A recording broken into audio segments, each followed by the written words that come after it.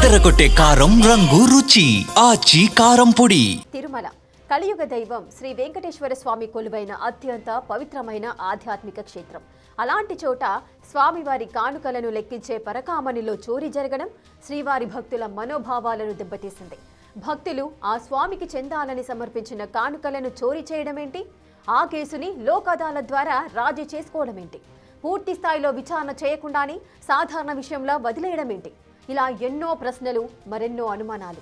అందుకోసమే పరకామణి వ్యవహారంపై పూర్తి స్థాయి దర్యాప్తునకు ఆదేశించింది ఏపీ హైకోర్టు. ఈ కేసులో నెక్స్ట్ ఏం జరగబోతోంది? తిరుమల కోట్లాది మంది హిందువులకు అత్యంత పవిత్రమైన పుణ్యక్షేత్రం. కోరిన కోరికలు నెరవేర్చిన శ్రీనివాసునికి అత్యంత భక్తి శ్రద్ధలతో కానుకలు సమర్పిస్తారు భక్తులు. వాటిని టీటీడీ అధికారుల పర్యవేక్షణలో పరకామణిలో లెక్కిస్తారు. ఇలాంటి చోట చోరీ జరగడం భక్తుల విశ్వాసాన్ని తీవ్రంగా దెబ్బతీసింది. అంతేకాదు, ఈ చోరీ కేసును లోక్ అదాలత్ ద్వారా రాజీ చేసుకోవడం సంచలనంగా మారింది. దీనిపై పూర్తిస్థాయి విచారణ జరగాలని, నిందితులపై కఠిన చర్యలు తీసుకోవాలనే డిమాండ్లు ఎప్పటినుంచో వినిపిస్తున్నాయి. మొత్తానికి మళ్లీ ఇన్నాళ్లకు ఈ కేసులో కదలిక వచ్చింది. ప్రకంపనలు సృష్టించిన పరకామణి వ్యవహారంపై సిఐడి దర్యాప్తునకు ఏపీ హైకోర్టు ఆదేశించింది. చోరీపై నమోదైన కేసుని లోక్ అదాలత్లో రాజీ చేసుకోవడంపై న్యాయస్థానం కీలక ఉత్తర్వులిచ్చింది. చోరీకి పాల్పడిన రవికుమార్ ఆస్తులపై దర్యాప్తు చేయాలని ఏసీబీని ఆదేశించింది. కేసు రాజీ వ్యవహారంలో టీటీడీ బోర్డు అధికారుల పాత్రపై దర్యాప్తు చేయాలని స్పష్టం చేసింది. రవికుమార్, ఆయన కుటుంబ సభ్యుల ఆస్తులు, బ్యాంకు ఖాతాలు పరిశీలించాలని సూచించింది. ఆస్తులు ఎవరి పేర్ల మీదైనా బదిలీ చేశారా అనే అంశంపైన దర్యాప్తు చేయాలని ఆదేశించింది. దీనికి సంబంధించిన రిపోర్టుని తదుపరి విచారణలోగా అందించాలని సిఐడి, ఏసీబీని ఆదేశించింది హైకోర్టు. వైసీపీ ప్రభుత్వ హయాంలో 2023లో తిరుమల పరకామణిలో చోరీ జరిగింది. దీనిపై కేసు నమోదైంది. ఈ ఘటనపై అదే ఏడాది టీటీడీ విజిలెన్స్ కు కూడా ఫిర్యాదు అందింది. ఉద్యోగి రవికుమార్ పెద్ద ఎత్తున పరకామణిని కొల్లగొట్టారని అందులో తెలిపారు.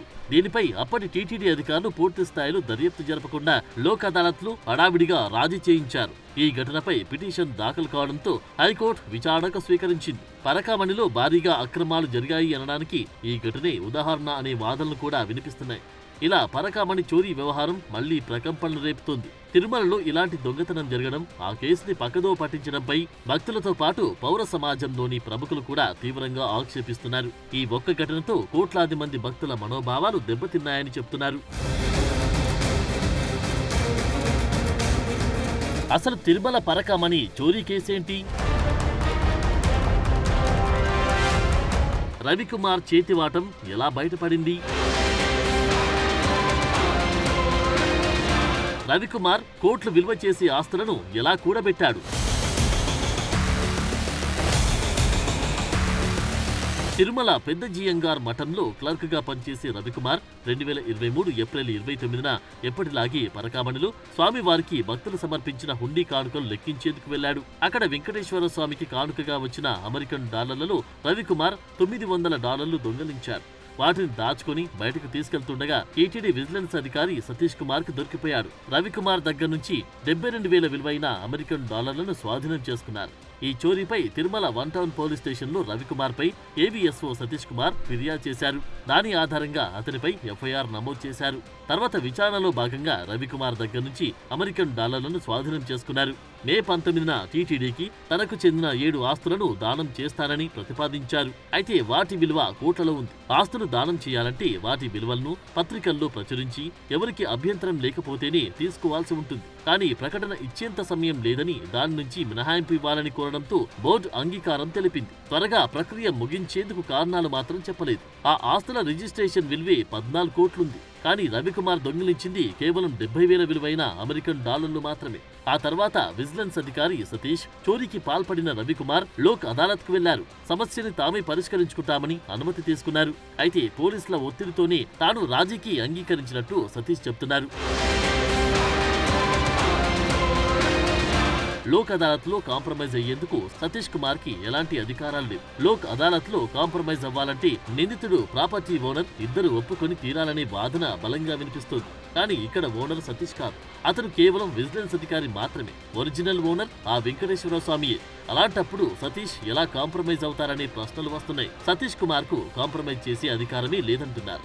అందువల్ల ఈ చోరీ ఘటనపై పూర్తి స్థాయిలో దర్యాప్తు చేయించాలనే డిమాండ్లు వస్తున్నాయి. 2023 ఏప్రిల్లో రవికుమార్ పై నమోదైన ఎఫ్ఐఆర్ లోను సాధారణ దొంగతనంగానే చూపారు. 2023 మే 30న ఈ కేసులో ఛార్జ్ షీట్ దాఖలు చేశారు. రవికుమార్ ఆయన భార్య 2023 జూన్ 13న 7 ఆస్తులను స్వామివారికి దానమిచ్చారు. దాదాపు 80 ఏళ్లుగా శ్రీవారి సన్నిధిలో పనిచేస్తున్న వ్యక్తి దొంగతనానికి పాల్పడితే నమ్మక ద్రోహం కింద కేసు పెట్టాలి కానీ ఎఫ్ఐఆర్ చాలా సాధారణంగా ఉందని వాదన వినిపిస్తోంది. అసలు డబ్బు లెక్కించే స్థానంలో లేని రవికుమార్ దగ్గరికి డాలర్ల కట్ట ఎలా వచ్చింది? ఎవరి సాయం లేకుండానే ఇదంతా జరిగిందా? 2023 ఏప్రిల్లో దొంగతనం జరిగితే సెప్టెంబర్ నాటికి ఎలా రాజీ చేశారు? పాలకవర్గం అనుమతి లేకుండా లోక్ అదాలత్తో ఎలా రాజీకి అనుమతి అడిగారు? అయినా 100 కోట్ల ఆస్తులున్న వ్యక్తి క్లర్క్ గా పనిచేయడమేంటి అనేది కూడా ఇప్పుడు చర్చకు వస్తోంది. పరకామణిలో చోరీ కేసును కదిలిస్తే లెక్కలేనన్ని డౌట్స్ వస్తున్నాయి. స్వామివారి కానుకని దొంగిలించిన వ్యక్తితో రాజీ కుదర్చడమేంటి? నష్టపరిహారం కింద ఆస్తుల్ని రాసివ్వమనడమేంటి? చోరీ చేసిన వ్యక్తికి సరైన శిక్ష పడకుండా కేసు నుంచి తప్పించడమేంటి? ఇలా ఎన్నో సందేహాలున్నాయి. అప్పట్లో కొందరు రాజకీయ పెద్దలు రవికుమార్ కేసుల పాలవకుండా రక్షించారనేదే ఆరోపణలు కూడా ఉన్నాయి. ఇలాంటి ఘటనలతో తిరుమలపై భక్తుల నమ్మకం సన్నగిల్లకుండా టీటీడీ ఎలాంటి చర్యలు చేపట్టాలి? పరకామణిలో చోరీ వ్యవహారం సృష్టించిన ప్రకంపనలు అంతా ఇంతా కాదు. తిరుమల లాంటి గొప్ప ఆధ్యాత్మిక క్షేత్రంలోనే ఇలాంటి దొంగతనం జరిగితే మిగతా ఆలయాల్లో పరిస్థితులు ఎలా ఉంటాయనే ప్రశ్న తలెత్తుతోంది. హుండీ కానుకల లెక్కింపులో అన్ని రకాల పర్యవేక్షణ ఉండగా కూడా ఇలాంటి దొంగతనం ఎలా చేయగలిగారనేది మేజర్ డౌట్. ఎందుకంటే తిరుమల శ్రీనివాసుడికి ప్రతిరోజు భారీ ఎత్తున విరాళాలు వస్తుంటాయి. అందులో ఇంకెన్ని అక్రమాలు జరుగుతున్నాయని సందేహం తలెత్తుతోంది. అయినప్పటికీ రవికుమార్ ఈ దొంగతనం ఎలా చేయగలిగారు?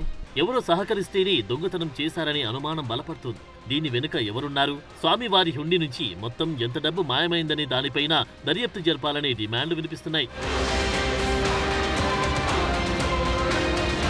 పరకామణిలో చోరీ వ్యవహారం కేవలం 72,000 విలువ చేసి డాలర్లకు సంబంధించింది కానే కాదు. దీని వెనుక చాలా పెద్ద కథే ఉందంటున్నారు. రవికుమార్ కొన్నేళ్లుగా పరకామణి నుంచి డాలర్లు దొంగలిస్తున్నారనే ఆరోపణలున్నాయి. అతనికి మిగతా వాళ్ళలా తనిఖీలు ఉండకపోవడం కలిసొచ్చింది. అలా డాలర్లను మార్చి కోట్లు వెనకేసుకున్నట్టు తెలుస్తోంది. కేవలం 72,000 విలువైన అమెరికన్ డాలర్ల కోసమైతే తన ఆస్తుల్ని టీటీడీకి రాసివ్వడు, కేసును ఎదుర్కొంటాడు. బెయిల్ కూడా త్వరగానే వచ్చేస్తుంది. అయినప్పటికీ కోట్లు విలువ చేసే ఆస్తుల్ని రాసిచ్చేశాడంటే ఖచ్చితంగా లోపాయికారిగా కొందరు పెద్దలకు డబ్బులు, ఆస్తులు ముట్టజెప్పారనే ప్రచారం జరుగుతోంది. చోరీకి పాల్పడిన వ్యక్తి ఆస్తుల్ని టీటీడీకి రాయించేశాం కాబట్టి అతని మీద కేసులవి వద్దని లోక్ అదాలత్లో రాజీ చేశారు. అసలు ఓ నిందితుడు విరాళమిస్తే అప్పటి టీటీడీ పెద్దలు ఎలా తీసుకున్నారు? శ్రీనివాసుడి పరకామణిలో కొట్టేసిన విదేశీ కరెన్సీతో సంపాదించిన కోట్లు విలువ చేసే ఆస్తుల్ని మళ్లీ శ్రీవారికి విరాళం ఇవ్వడమేంటి? టీటీడీ విజిలెన్స్ అధికారులపై పోలీసులు ఎందుకు ఒత్తిడి తెచ్చారు? ఈ వ్యవహారాన్ని వెనుకుండి నడిపించిందెవరు? అయినా ఓ దొంగతనం కేసులో నష్టపరిహారం కట్టించడమేంటి? పోలీసులు కూడా బలహీనమైన సెక్షన్లు ఎందుకు పెట్టాల్సి వచ్చింది? ఇవే ప్రశ్నలు అన్ని వర్గాల నుంచి వ్యక్తమవుతున్నాయి. టీటీడీ ఉద్యోగులు, అధికారులపై భక్తులు ఎంతో నమ్మకముంచుతారు. అలాంటి చోట చోరీ జరగడం, లోక్ అదాలత్ ద్వారా రాజీ కుదర్చడం, పూర్తిస్థాయి విచారణ జరగకుండా అడ్డుకుంటున్నారనే ఆరోపణలు రావడం టీటీడీ నైతికతపై ప్రశ్నల్ని లేవనెత్తున్నాయి. ఇలాంటి ఘటనలు ఆలయ నిర్వహణలో పారదర్శకత లోపించిందనే భావాన్ని కలిగజేస్తాయి. పూర్తిగా దైవ కార్యానికి అంకితం కావాల్సిన వ్యవస్థలో అవకతవకలు జరుగుతున్నాయంటే భక్తుల విశ్వాసం సన్నగిల్లే ప్రమాదం ఉంటుందని చర్చ జరుగుతోంది. ఈ కేసులో ఏపీ హైకోర్టు సిఐడి దర్యాప్తునకు ఆదేశించడం పట్ల భక్తులు హర్షం వ్యక్తం చేస్తున్నారు. పవిత్ర క్షేత్రంలో జరిగిన వ్యవహారంలో చట్టం తన పని తాను చేస్తుందనే భరోసానిస్తోంది. చోరీకి పాల్పడిన వ్యక్తిపై చర్యలు తీసుకోవడంతో పాటు కేసుని లోక్ అదాలత్ ద్వారా రాజీ చేయించుకోవడంలో టీటీడీ బోర్డు సభ్యులు గాని, అధికారుల పాత్ర గాని ఏమైనా ఉందా అనే విషయంపైన దర్యాప్తు చేయాల్సిన అవసరం ఉందంటున్నారు. ముఖ్యంగా పరకామణిలో చోరీ ఘటనతో ఒక విషయం మాత్రం క్లియర్ గా అర్థమవుతోంది. టీటీడీ మరింత పారదర్శకంగా, జవాబుదారితనంతో ఉండాల్సిన అవసరాన్ని నొక్కి చెబుతోంది. హుండీ లెక్కింపు ప్రక్రియ, ఉద్యోగుల పర్యవేక్షణ, అంతర్గత విజిలెన్స్ వ్యవస్థని మరింత కట్టుదిట్టం చేయాల్సిన అవసరం ఉంది. అంతేకాదు స్వామివారికి సేవ చేసేవారికి, హుండీ లెక్కింపులో పాల్గొనే వారికి ఖచ్చితంగా ట్రైనింగ్ ఇవ్వాలనే సూచనలు కూడా చేస్తున్నారు. ఇలాంటి ఘటనలు మళ్లీ జరగకుండా చూడాలని శ్రీనివాసుడి భక్తులు చెబుతున్నారు. స్వామివారి హుండీ డబ్బులు ముట్టుకోవాలంటేనే భయపడే విధంగా నిందితుడిపైన కఠిన చర్యలు తీసుకోవాలంటున్నారు. నేర చరిత్ర ఉన్న వాళ్ళెవరూ ఆధ్యాత్మిక క్షేత్రాల్లో ఉండకూడదని చెబుతున్నారు. ఏదేమైనా భక్తుల మనోభావాలను పరిగణలోకి తీసుకుని తిరుమల పవిత్రతని పునరుద్ధరించేందుకు సిఐడి దర్యాప్తు ముఖ్యమైన చర్యగా భావిస్తున్నారు.